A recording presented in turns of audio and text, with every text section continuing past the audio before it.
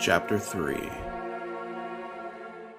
Standing outside of the Abbey's gates, Salome gazed upon the red sandstone fortress.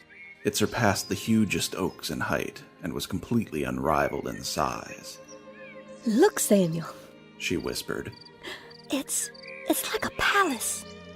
As if reading her mind, Samuel gently flicked her ear. "Stop gawking, Salome," he chided. "This ain't no palace. Ain't no romping grounds. This is an abbey, a missionary place full of woodlanders. Don't come in here and start acting a fool, you hear me? Look, I think somebody's coming past the gates." It was the skipper, for he had heard the slamming of Samuel's stick against the gate and was now approaching, armed with a loaded sling, so that he could see what was causing the racket. Upon sighting the two ferrets, Skipper slowed his step until he was moving at a more deliberate pace. Drawing nearer, he removed his sling from his shoulder. His manner of addressing the newcomers was rather terse, to put it mildly. "Well, did you come lambast at our gates like that, no cause? Where have you come from, young'uns? What you want here? I ain't never seen no vermin about this part of the woods till today." Samuel might have spoken with courtesy, but being referred to as a young'un had set him bristling. Even from the other side of the gate, he could see that the skipper stood several heads taller than him, and his sling, well loaded with stones, had not been forgotten. But Samuel drew himself upright, like a soldier standing before an officer, and matched Skipper Johndam's stare. "Well, we were born in Mossflower, sure enough.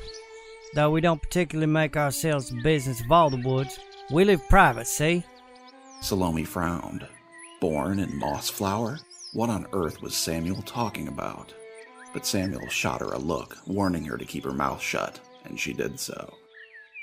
Salome saw the skipper's jaw tautened. The sling began to swing to and fro, aided by the weight of the stones. Salome fumbled about until her paw found Samuel's, and she clutched it tightly, inwardly praying that he wouldn't go for his dagger, which would be useless in this situation anyhow. "Live private, eh? Well, what exactly is your business here at Redwall?" "What in all of Mossflower is going on here? Skipper, who are these two creatures?" A female mouse strode up from behind the skipper. Seeing as she was far shorter than Skipper Johndam, and was standing, it could be said, in his shadow, Salome had to rise up on tiptoe to get a good look at her. The mouse was not stately, even by mouse standards, and was quite slender, garbed in a habit made of soft, pale green fabric. She possessed a rigid, austere-looking face, and when she saw the newcomers, she pursed her lips. Salome felt certain that the mouse was not unused to wearing this unpleasant expression. "I am Elinor, the Abbess of Redwall. Who are you two, and why are you standing there, shouting back and forth with Skipper Johndam?" Samuel gave Salome's ear another gentle flick, reminding her to stop gawking. Samuel couldn't stand it when Salome gawked. He found it embarrassing, and the fact that they were in the presence of woodlanders made it even more intolerable. Then, stepping forward, he made an attempt at a formal bow, and, despite her apprehension, it was difficult for Salome to suppress her laughter and keep a straight face.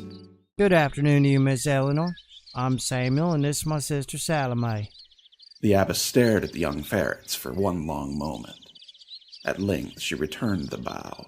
"You must call me Mother Abbess, Master Samuel. Have you come to our abbey seeking food, healing, or shelter?" Glancing down at himself, Samuel figured that he and Salome did look bedraggled and beggarly. Haply it would have been better to allow Salome to wear the hand-me-down tunic after all. At least it was still in one piece. Marm, I suppose you could say that." The abbess folded her paws in a no-nonsense manner. "You suppose I could say that? Please, Master Samuel, tell me what you wish for, and speak directly." Samuel shrugged. "Only to stay at the abbey, for a while at least." Skipper Johndam began to toy with his sling again. "But you told me you and your sister lived privately. What made you leave your place, then?" Samuel looked straight at him and lied with a stoic face. "The storm wrecked our den yesterday. Never was a good one. Are we welcome here, Mother Abbess, Marm?" Abbess Elinor pursed her lips again. "Skipper, open the gates."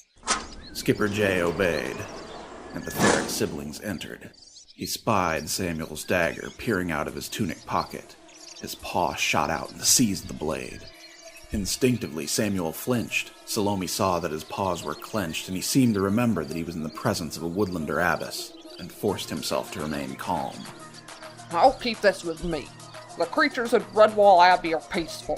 There's no need to bring a weapon.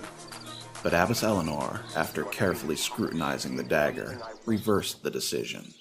Return it to him, Skipper Johndam. There's very little that he could do with the dagger if you wished to. Samuel opened his mouth to thank her, but the abbess plunged into a sermon about peace and kindness and not harming others. After 15 minutes, Salome began to doze off a little, but Samuel kept her awake with sharp nudges and murderous looks. At last, Abbess Elinor assumed, quite correctly, that the guests were hungry, and she directed them to where Friar Jerome and Marianne were supervising the Dibbons, who were all clustered around a picnic blanket. Most of the little creatures had ceased their activities, and were now gawking, as Dibbons will, at the newcomers. Seeing as the gluttonous, impatient creatures who are my abbey beasts began eating lunch before it could be announced, I fear there will be very little food left in Cavern Hall. The abbess informed them coolly. But I'm certain that Friar Jerome will prepare something for you. While the friar was preparing to escort the ferrets to Cavern Hole, Marianne took charge of the staring Dibbons. Come along, you lot. You have an extra half-hour to play outside. There's no need to waste it by being noisy. Because the abbess was present, the Dibbons had no choice but to obey, with great reluctance.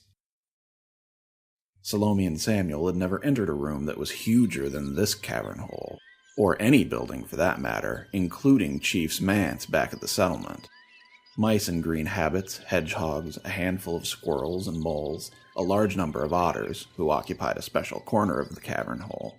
Creatures crowded every one of those immense oaken tables, eating scones, cakes, and pastries that looked as if they were fit for a ducal house.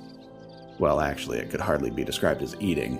Most of the woodlanders were picking and prodding at the food on their plates as if they dared not eat it.